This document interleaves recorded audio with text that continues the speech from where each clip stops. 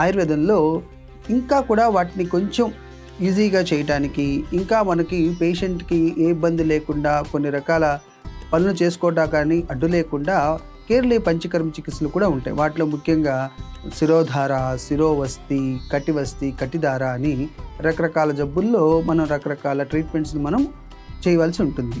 ఆయుర్వేదం వైద్యంలో ప్రాముఖ్యత ఏంటంటే కేవలం దోషాలు అంటే మనకి ఎక్కడైతే జబ్బు ఉందో మూలాల వరకు వెళ్ళి చికిత్స చేయటం. చాలామంది మూలంలో తీసేస్తామంటే మళ్ళా జబ్బు రాదు అనుకోవటం కాదు.